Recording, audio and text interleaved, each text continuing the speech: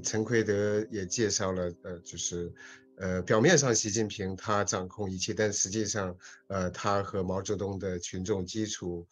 他所面临的社会支持也是不一样的。如果考虑到社会结构、社会基础，和国际环境的话，那习近平和过去中国的皇帝，也有很多很多不一样。嗯，那在我们实际上今天要讨论的不仅仅是习近平、毛泽东，而且是共产党100年历史，尤其是1949年夺取政权之后，他的权力斗争和权力交接。那我这有几张很简单的。在我们进入这个详细讨论之前，这有一些很简单的图，我们看到了毛泽东，然后打倒什么，这个一会儿我们要讨论。陈云说打倒四人帮，下不为例，也就是说它是一场政变。那如果共产党这么政变下去的话，这个是对于共产党自身的统治也是很不利的。那在20大前一阵子刚刚结束的20大上，这个也有人说习近平这个故意安排这个胡锦涛被架走这一幕啊，可能也是一场小的政变等等。然后邓小平废除领导终身制，然后他进行这个隔代指定。他指定这个江泽民作为这个接班人，然后胡锦涛作为就是隔代的接班人。所以呢，胡锦涛不是江泽民指定的。那习近平呢也不是胡锦涛指定的。所以大概广泛的说法是，江泽民、曾庆红他们也就是在某种程度上隔代指定了习近平。那这一套废除领导终身制和隔代指定的方法，每个总书记只任2届10年的做法呢，被习近平废除了。那在之前，人们说中国高层的治理方式是九龙治水，就是集体来垄断所有的这些政治权利。后来当然9常委变成了7常委，但不管是怎么样，就是这9个政治局常委，他们有各自的分工。有的管宣传，有的管经济，有的管党务啊等等。这是九龙治水的时代。是。然后呢，就是我们一会儿要讨论在权力交接有哪些因素，去影响派系的划分，然后影响这个领导干部的提拔。所以这里边有派系政治理论，然后有这个裙带关系。还有呢，就是中共这样一种交班方式，尤其是从邓小平到江泽民到胡锦涛。然后胡锦涛交班给习近平。那这一阶段是不是中共高层权力交班的制度化？那是不是已经形成一个制度？这个我们知道，连友教授和其他有一些学者，像傅士卓，他的英文名字叫Joseph Fieldsmith。他们有一些很有意思的讨论。那在这傅士卓看来，这些就是从江到湖到习的这种交班，还远远没有制度化，它有很多偶然的、不确定的，可以很轻易被改变的因素。那我们一会儿也会要讨论这些人际关系、这些裙带关系，这些各个派别他们在中国政坛上的起起落落。这是团派曾经在中国政坛，就在习近平上台之前，在中国政坛上是一个明显上升的趋势。我们看到这个图表。从2021年、22年之后啊，实际上就是大致就是胡温时代的这10多年啊，这个团派的势力在上升。然后呢，我们知道有团派、有江派、有太子党等等。就是每一个家族，他们和这种尤其是这个太子党家族，他们这种千丝万缕的这个家族的关系，然后各个家族相互之间的关系等等。嗯，这是19大的时候中央委员的出生地点。我们也可以看到，同乡关系、同学关系、同事关系等等，他们在这个领导干部提拔和这个派系形成派系变化的过程当中，也起到也是一个影响因子。嗯，好，那我就是这是一个非常简单的一个介绍啊，算是一个引子。我们就接下来还是请那个安迪，刚才你对我和陈奎德的这个评论有没有要回应的？可以简单回应一下。我有一个问题，就是说这个所谓的团派存在不存在？因为共青团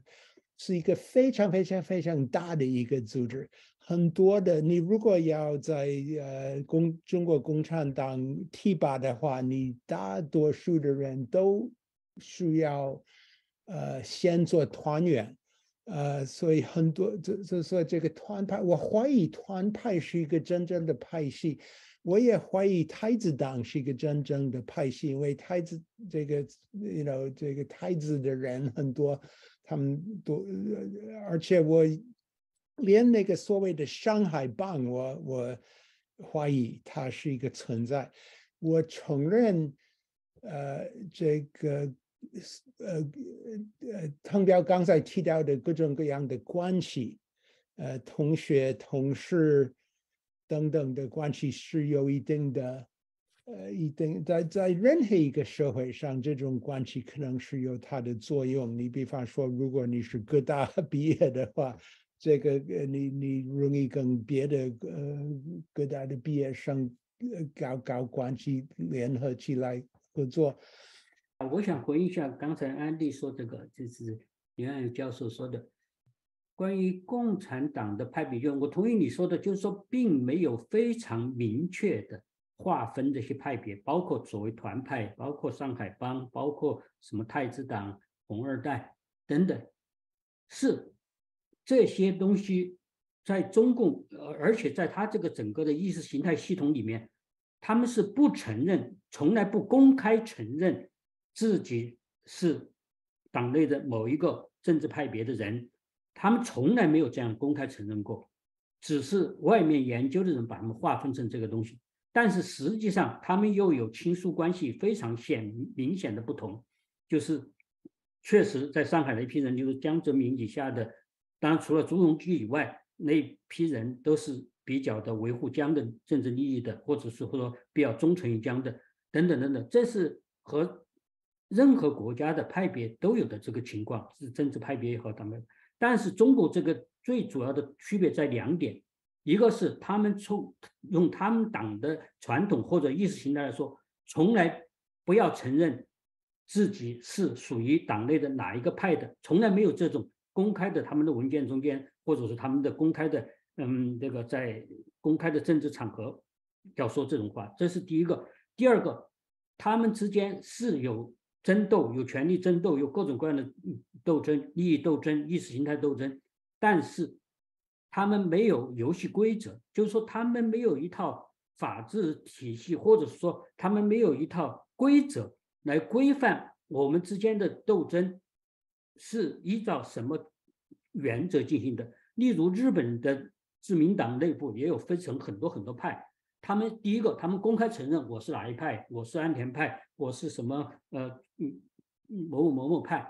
等等，他们是非常公开的承认，而且他们之间的政治博弈、政治斗争或也好，他都是明确的、公开的做的，而且有一套他们长久约定俗成，有些是公开出来的都竞争规则、游戏规则，但是中共在这两点都没有，所以这两点都没有，就造成了一种实际上是有派别，但是他又没有一个游戏规则来约束这个派别之间斗争，同时也没有任何人公开的要承认自己是属于某个派别，因此他就可能产生非常多的、非常血腥的、非常的阴暗的这样一些派别斗争，耍阴谋诡计。在这样的情况下，最高领袖就是非常重要了，就是某一个派别的领袖，或者说整个全党的最高领袖和某一个派别的领袖，就是相当重要了。它带有某种绝对的性质，也就是说，我说中国共产党的所谓权力斗争，实质上就是争夺其最高统治权的斗争。因为共产党是一个领袖、一个政党、一个主义的为领袖独尊的体系，因此最高领袖具有非常特殊的地位，他的权力的含金量要远远超越其他领导人，带有绝对性，可以与皇权时代的皇帝相比例。他们之间可以说是他们和他们的跟从的派别的成员之间可以说是君臣关系，因此他们的争夺才这么激烈。说获取最高领袖是一件天大的事情，是共产党权力斗争的核心。所以而且最重要的是，为什么我们要研究这个中共的权力斗争、权力交接？而且刚才他谈到了，邓小平也曾经想把权力交接、权力过渡弄成有规则的，但是在我看来是失败了的。恐怕李教授和那个滕彪恐怕也是认为并没有成功，就是说是因为他这规则，他的交接规则从来不像皇权，例如皇权，它的世袭是清清楚楚的，以血统为依归，也不像现代的自由民主，所谓宪政民主体制，它以选票表达的民意为契规。共产党的最高权力交接没有任何规则，没有任何明确的规则，所以他的最高权力的接班人也没有任何明确的规则可以确定。毛泽东曾经定过，毛泽东看着这个情况，他很担心自己死了以后，他自己的历史地位、政治声望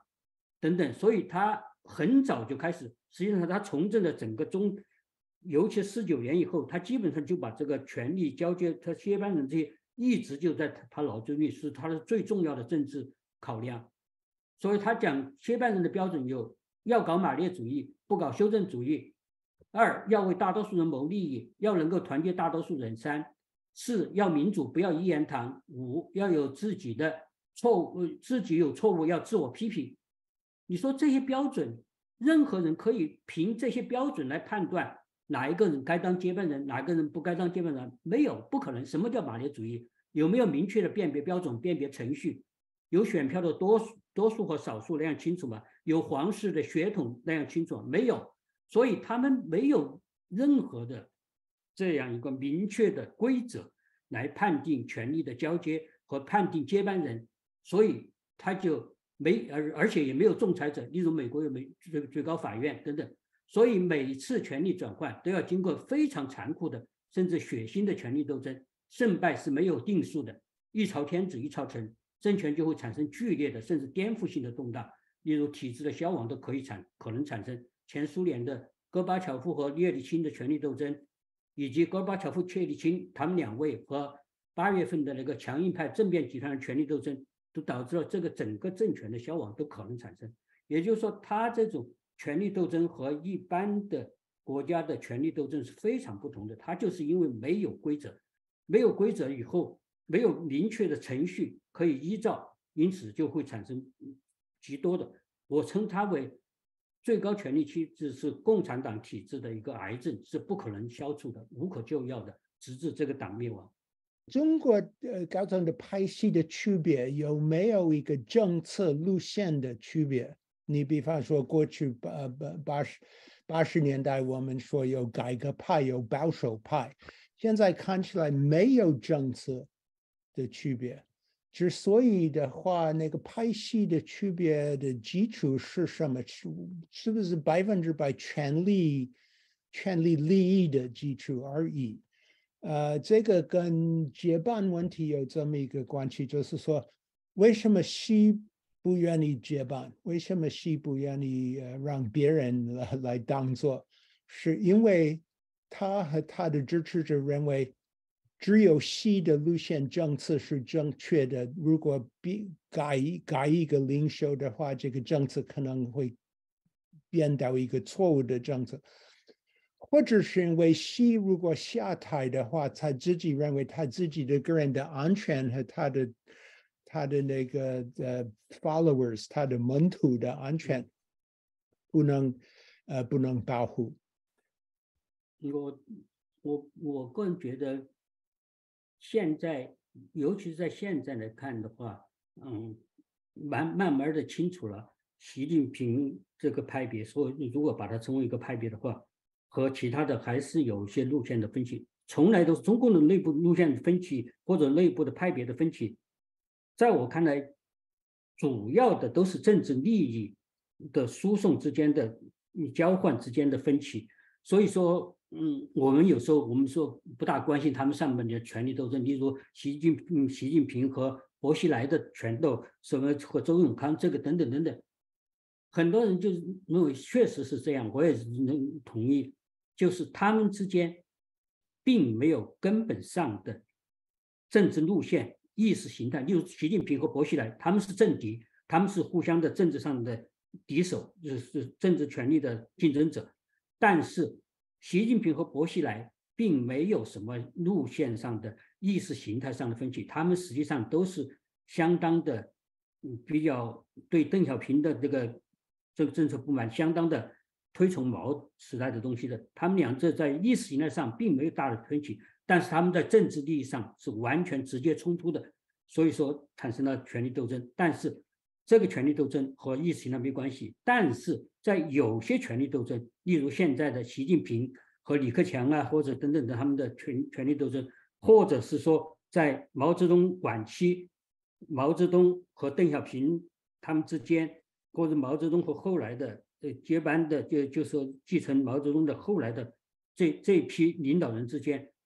是有重要的路线区别的，是有重要的政策分歧，而且这些政策路线的分歧会影响到中国一般人的生活的，所以这是非常重要的。所以基本上中国共产党内的那个派别纠纷，第一号的还是政治利益，他们之间的政治利益之间的冲突，他们权位之间相冲突而造成的分歧。但是在有些重要的时段发展到有些严重的时候，可以发现他们之中已经带有了某种意识形态的分歧的特点，路线分歧的特点。为什么会带有这个特点？当然和他们每个人的政治观念不同有关系，但是很重要的也是他们在这个政治利益冲突的时候，他必须要找自己的 follower， 找自己的追随者，而自己的追随者，我找定，例如我找定中产阶级，或者就是像企业家或者像知识界这些人作为我的支持者的话，我就必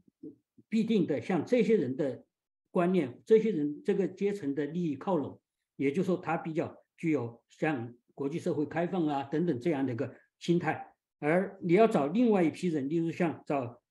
过去受到毛泽东时代受益的那批人的作为支持者的话，那么他这个政策，他虽然本来是从利益出发的，但是最后他的意识形态也受到这个利益集团的影响，而开始变得比较左。所以，首先是他自己的政治利益来进行冲突，这是第一位的。然后在这个政治利益冲突的过程中间，出现了路线分歧，就是因为他要找寻自己的支持力量是不同的，这不同的支持力量，他们有不同的利益存在，所以说有政治路线上的差别出现了。我的自我感觉是这样的。当然，他们有大部分人就是还不能超出共产党这个基本的意识形态框架，能够超出了，那恐怕就是中国的。对于我们来说，就是认为是非常重要的进展了。例如赵紫阳，他在这个权力斗争的分歧中间，赵紫阳在最后的这样一个搏击的这个过程中间，逐渐的是赵紫阳超脱了中国共产党这个大的框架的意识形态，这个大的框架的束缚，开始超出了这个进入了另外一个意识形态领域的话，那这个对中国来说就是非常重要的。我的意思就是说，这个过程是可能这样一个方向，这样一个过程还是可能出现的，不是说完全绝望的。共产党内部的斗争永远是在共产党内部，它不可能突破共产党统治、共产党的意识形态这一套东西。我觉得还不完全是这样，它政治有它的政治自己发展的逻辑。好，OK，那我来说吧，我来谈谈我的想法，我也没有想得很成熟，就是现在的权力斗争和毛时代的权力斗争的区别，在我看来，有一点是相似的，就是说开始有了相当明显的路线的斗争的特点了，这是比较一致的地方，叫做毛时代后期。但是在基本的这个权力基础，在党内的权力基础的问题上，习近平和毛泽东，我觉得还是很大的不同。在毛泽东时代，不管是他进入后期，也有相当多的人也对他不满了，有反对了。但是毛作为一个中国共产党的创立中华人民共和国的一个建国之父，他在中国的这种就中国共产党内的这个地位几乎是不可动摇的，就是说你不可能直接的反对毛，即使心里对他有不满，也不大容易，也不大可能把毛推翻，就是说把毛整个的他的政治生命然后结束。只有在毛自己生理上的生命，就是说他对中国的最大贡献，所以很多人说他对中国的最大贡献他自己死掉了，死掉了以后，政治局面的改变才有可能，而他没有死掉以前，这个几乎都是不可能的。他还是有半人半神的地位，即使是在非常没落的临死之前的阶段，他还是有那个地位，而任何人都不敢动。但是习近平显然不具有毛泽东这样一个个人的 charisma 的那种魅力，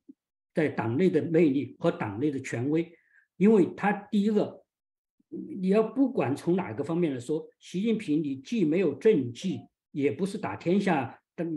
开山鼻祖，就是打这个江山的鼻祖，你习近平的全部的政治资源只是第一个就是法定了，这个当时定下来了，他是最高领导人，这个地位他定下来，这是他最大的政治资源。第二个就是说他反腐败，积累了一些政治资源。除了这两项，他的其他的政治资源全是负面的，没有一点政绩，他几乎是全部是负面的。我们从开始的这个，包括他后来开始倒退，开始要什么反宪政、9不讲这些，开始意识形态倒退，像毛时代倒退，然后后来的就是关于清理这个企业家，国进民退，对经济上方针的倒退，使得经济开始逐渐下滑，还有就是特别是这个新冠疫情，它开始隐瞒，是造成了全世界的大灾祸。这个东西，后来的那个清零政策造成了全国几乎所有的人都被涉及了，他们的自由受到了限制，他们的整个的和全世界完全不同的，和全世界任何国家不同的清零政策等等等等，还有所有的工程很多都是烂尾工程，像琼湾工程啊，还有等等，所以他没有任何的，就是在共产党的体制来评价，也没有什么正面的政绩，除了就是刚才说的反腐败开出的时候有一定的有拥护度，还有就是说他获得了这个地位，因此他不具有毛这个地位，因此他在党内被推翻会被下台的可能性也是存在的，不是像毛这样，只要他活着，他绝不可能被推翻。这个有相当大的区别，而且习的路线是有可能就在他在世的时候就有可能做巨大的改变，但是现在这次20大看出来，现在显然不是这个时候，或者说国际社会也好，各个方面也好，并不支持，就是说像李克强啊，或者是其他这些温和派、改革派这样的，他们希望的是。可能我想大多数不是所有的西方人和西方政权，而是讲的是大多数认为恐怕习近平在台上比换上其他人来说，对西方的利益、对国际主流社会的利益更有利。所以也就是所谓的中国人流传的所谓的加速师，他会对中国共产党的在国际上的竞争能力，对国际上的那些能力都大大的下降，对其他国家的弱小国家的什么第三世界国家的吸引能力都大大的下降，因此他们觉得维持习在这个台上比较有利。一旦这个看法改变了，或者说他们认为中国有更重大的改变的可能性，他们显然认为他们这些上台以后不可能有重大的、非常的正面的改变，而是只是妥协，然后又继续过去的习之前那些政治方针。他们认为那个东西现在已经不是他已经 not enough 不够了，必须要更进一步的。因此，所以说习下面的政治上他的难过的日子，我相信还会继续到来，而且在他执政的期间产生重大的政治转换的可能性都是存在的。我的判断是这样，我的质疑。对，但前不久《纽约时报》有一个评论，题目叫“谢谢你，习近平”啊，大概说的也是种下术士的意思，就是习近平的这种统治方法，让西方自由世界更加清晰地认识到中共的威胁，那他们的这个对华政策会更加清晰，或者说不会犯过去的那样的错误啊等等。